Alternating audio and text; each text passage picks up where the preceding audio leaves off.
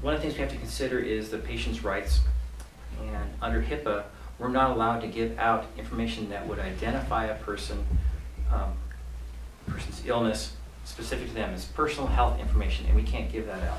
And because our numbers are so small in Mason County, it would be easy to identify a person if you gave out a location, especially with the small numbers we have. Now, as we go, start getting more cases, I can see us going to produce something of a heat map, perhaps, of here's where we have clusters. We'll come out with that, but until we get to a point where we have enough cases, basically anything under 10 are data suppressed numbers. So we would do that with STD cases. We did that with any number of infectious diseases. If it's below 10, they're data suppressed. So now that we're getting up there, now we can start putting out maybe a little bit more information.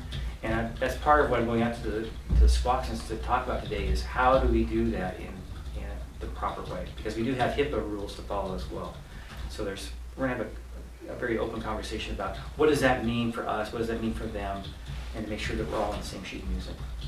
I think one of the things that you've done a good job noting, as is Dr. Stein, has been it's almost immaterial where the locations of these confirmed cases are because it's throughout the community.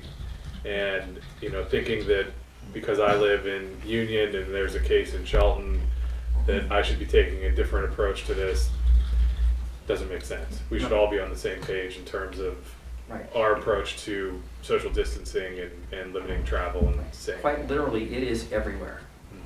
And what we saw early on was a trend of cases coming in from outside, and now we're starting to see the community transmission. So it is everywhere. It is in every population center we have in Mason County. So there's no place you can say it's safe, and we're going to avoid this place. It really is everywhere.